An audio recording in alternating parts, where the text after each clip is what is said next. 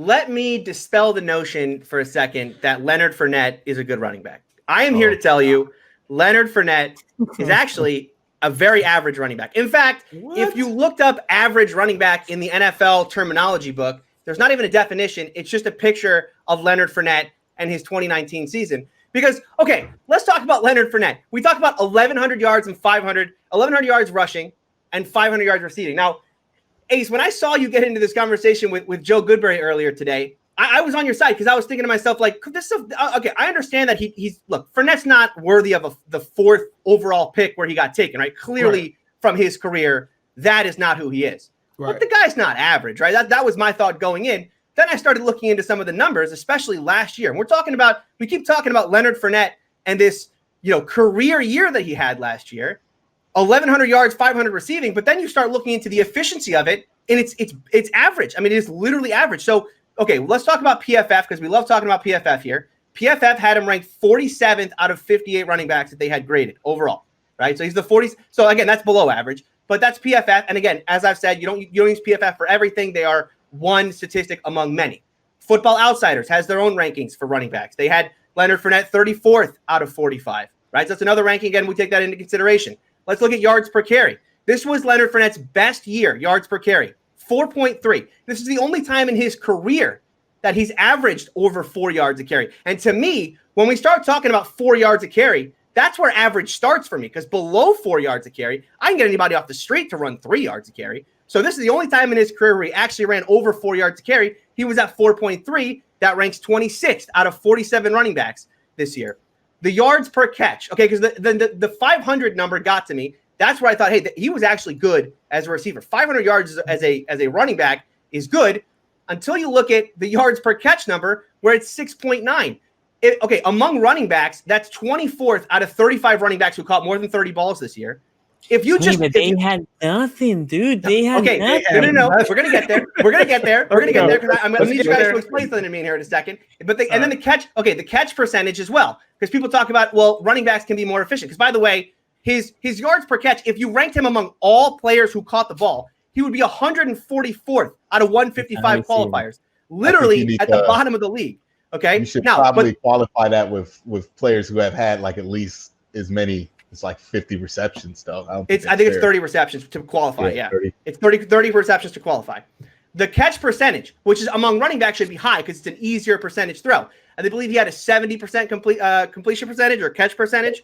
That ranks 27th among running backs. Literally every single one of his statistical categories is league average or worse. This is a guy, and by the way, we're talking about his career best year. If you go back to any other year of his career, he's actually worse than this. Go back to his rookie year. Every statistical category that year is even worse than what he did last year, where by all those metrics, he's a league average running back. Now, the one that really got me, and when I said, okay, I'm out on Leonard Fournette.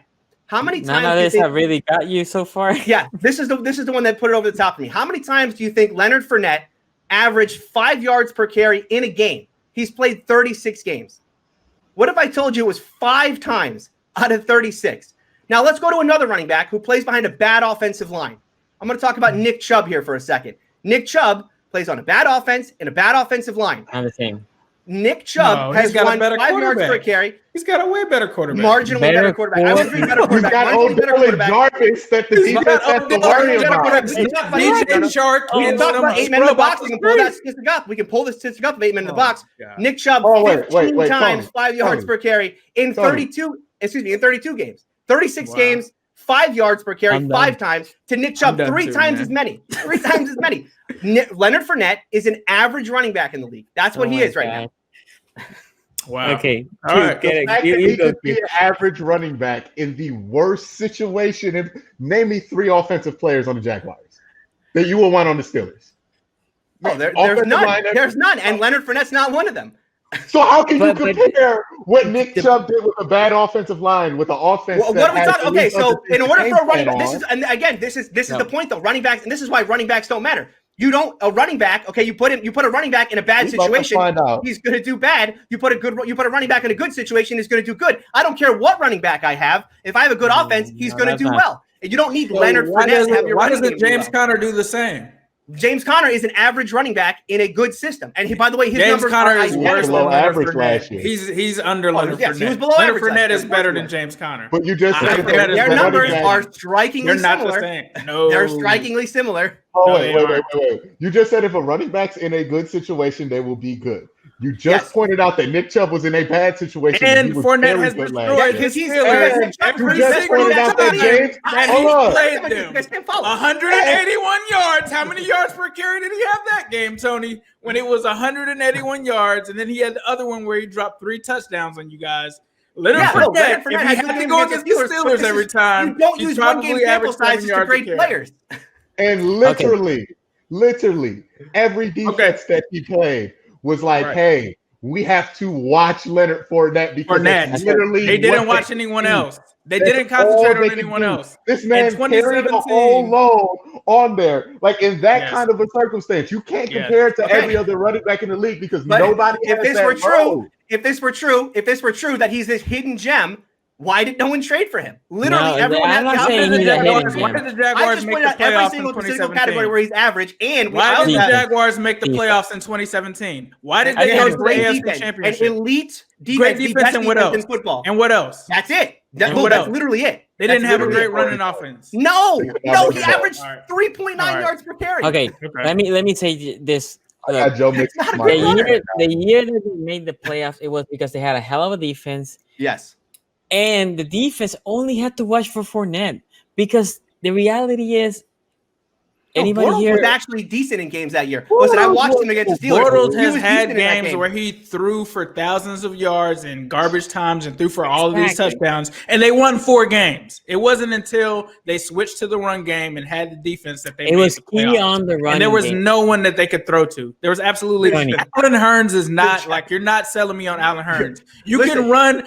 You can put 10 people in the box on Jacksonville every single play because there's nobody there. You can't tell me that if you put Leonard Fournette on the Dallas Cowboys that he would not take Of course. off. He They had had great 1,600 offense. You could put yards any with running back. Jacksonville. You could put With literally Gardner any running back in that and system, Nick they would do Foles well. and bum linemen and bum receivers. There was no one there. You put him in Pittsburgh, there's no way that he's only getting 1,100 yards, Tony. No, of Let's course just he would be have more, real. but that's because the Steelers have a competent offense. Look, James So Conner why this did year And he Yeah, also yeah, did yeah. not have a competent offensive coordinator. James That's Conner's another gonna. thing. He's in. What I mean by okay. Do you God, understand what Tony. average means? You could take any running back and put him in the system, and they would do the exact same thing, right? So if you took an average running back and put him alongside James Conner, he's gonna have James Conner's numbers. That's what I'm telling you. I think depending I where he did not goes, see it. Anytime you guys lost James Conner, I didn't see guys putting up James Conner or Le'Veon Bell numbers. I didn't see it in Pittsburgh. No, unless James I missed Conner. the memo. Look, Unless I when missed the Le'Veon- memo. Did Jalen Samuels do that? Because I never saw that happen. no, he I threw mean, a as pick. long as to we're talking Baltimore. about one game sample sizes here, Jalen Combined. Samuels ran for 200 against New England. So yes, that did happen. Okay, let's round this topic and saying this. Look, I think Leonard Fournette, if he goes to a good team, he's gonna kill it. If he at that crappy team was able to put 1,100 yards, if he was able in that crappy team to put 1,100 He yards, had more total If yards he- than Mixon. if he goes to any competent team, I Do you think he's better he than will- Mixon? No, I think he's probably a Okay, then step, yards- like then right yards are below not the him. only thing. I don't think Mixon is average though, and he had more yards than average. Like I No, because don't Mixon- care whether it was efficient or not. 1,600 yards is 1,600 yards. No, You it's not. can't Go, It's- oh, you no, can't that's go not back true. and be like, oh, Hey, my hey, bonus come on. is That's not true. My bonus Okay. is my bonus is I have to make 1,600 yards this season to get my $5 million bonus. No one's gonna go into our offense and say, So, well, you weren't 20 efficient at it, so you Okay, don't get it. Can I ask a question? I have two running backs that are available in free agency. Which one would you like to sign? One of them ran for 2,000 yards, but he did it on 500 carries. The other one ran 100 times for 1,000 yards. So one ran Behind for which 2,000. line? Behind which line? Behind which No, which quarterback? 100. Which He ran 100 system? times for 1,000 yards. You tell me which line was better. I 100 would want times the for guy who's 1,000 a yards proven or workhorse 500 and the guy times I for know 2,000. can Which get one would that. you want? Tony, I would you take the just guy with said 1,000 yourself, if you have a great offensive line, just like the Cowboys did when they had Joseph Randle, you could put Yeah. anybody behind it and it would look efficient. Yes. But you could take someone that's amazing like Zeke and you could put him behind Jacksonville's line and he's not going to put up the same numbers because it's not as good of a line. It's not as good of a situation. It's not a great play caller. It's not the same thing. There's all of those things Transcendent. that go into it. Yeah, We can't even name I'm not going to sit here and tell you that offensive line play has nothing to do with it. Okay, but what I am going to tell you is 1,600 yards up to being average. No, That's not average. yes, numbers. I can because all he did was Show just me, run the show ball me, a lot show me an and catch average the ball running a lot. back He that didn't do it played efficiently. 16 games that had 1,600 yards. When you can show me that instead of an average or a sample size of something, my sample size is an entire season, 15 games. Show me, or 16 games, whatever. Show me where someone did that in their average. That's all you have to show me is where someone had 1,600 total yards and it was declared that they were average. Look at this. Leonard Fournette. Leonard Fournette. Look, I'm gonna ask you this. Yeah. Just because Zeke Elliott, for example, Zeke Elliott. Yeah. Zeke Elliott played one more game and ran 200 yards more than Fournette. Right. Think about that. Only play one more game. And that O-line with those weapons only rushed for 200 more. Again, I go back Jacksonville. I cannot name you one O-lineman from Jacksonville other than Clark. That's the only receiver I can remember out of the top of my head. And I know they have Minshew Magic because people were going crazy about the stupid mustache, and that's it. That's all I can tell you about. And before that, it was Nick Foles. Are we not forgetting how bad Nick Foles was? He played like a game or two. Yeah, that's true. Yeah, and then he came back. They benched Minshew. And then bench him again. Yeah, I agree. But my point is, he only had 200 less yards than Zeke Elliott, and Zeke played one more game than him. Zeke didn't have but Zeke didn't have a great year last year, right? We would all agree with that. Zeke was not great last year. Zeke's been great in his career. Last year, elite running back last year. He's still elite running back because he's proved in his career that we know he's an elite running back, but he was not elite as a player last year, right? This is the difference. This is the difference. So Leonard Fournette has never proved himself to be a good running back in this league. He has only proved himself to be average. A player like Joe Mixon, the reason why I'm so high on him, and I think, Ace, you're so high on him, not what he did last year. It's what he did the year prior, where he averaged 5 yards a carry, and he looked like he could be a guy that you could build an offense around. He hasn't been there. He wasn't that guy last year. The hope is he can get back there. Right, but what I'm saying is Leonard Fournette has never in his career proved that he's that guy. And if you're telling me that a guy putting up 4.3 yards a carry is some sort of transcendent player that I have to go sign or I have to go trade for, what I'm telling you is I totally disagree with that. I think it's a very average player. Can't there be a middle place here, though? I don't think anybody's saying he's a transcendent player. I don't think anybody's making the argument that he was one of the top 5 running backs last year. But there is a lot of room between league average and transcendent that is very valuable and worth more than $4 million a year. Here's all I'm going to say is when Bill Belichick, Cam Newton, and Leonard Fournette win the Super Bowl with this run-heavy offense that they're going to do, it's not gonna happen. The whole league trend, just like Sean McVay when he almost won it, the whole league trends will be like, oh man, you got to get yourself some running backs. You got to, and then we're going to be talking about how running backs are going to start to be overvalued in like 2 years because this is the point to where we have let Leonard Fournette, who is a great running back, not an elite running back, but a great running back, slip all the way down that he could just get cut. Are we? I think are we wild at this point? Like we just gonna cut. We gonna cut Mark Ingram now because Jacksonville is not competent. Jacksonville is not competent. Rapid fire. What is the place? And with this, we're gonna move to the next topic. Where do you think Fournette ends, Tony? Okay. Where do I think he ends up? Yeah, I have no idea. I literally have no idea. Someone's gonna sign him to be a backup somewhere. I would assume, right? Okay. Maybe Washington makes some sense. I think that he ends up. I don't think he gets past the Buccaneers. They've needed a running back for a while. I think they like their 2 guys, though. But I think one of the biggest scapegoats, not to get back into it, one of the biggest scapegoats in Jacksonville is their GM and how horrible he is. Yeah. I'm just going to share with you one tweet of Jacksonville's first-round draft picks since 2010. Josh Allen, Taven Bryan, Leonard Fournette over Deshaun Watson, which I did not agree with, Jalen Ramsey, Dante Fowler, Blake Bortles, Luke Jokel, Justin Blackmon, Blaine Gabbert, and Tyson Alou. Hey, I like Tyson Alulu. He's a Steeler. Well, it's something we can all agree on. They picked him like number 10. I remember being in the room. Yeah. My friends who were Jacksonville fans were pissed when they drafted him number 10. Listen, we can all agree Jacksonville's front office is a dumpster fire. I mean, an absolute dumpster fire. Yeah. Okay, for me, the team that I think he will end up, or I think it will make a lot of sense, is a team that lost a running back last year. It's not in the North. it will be the Rams. I think the Rams can actually use him. I think they key on the running game and play action.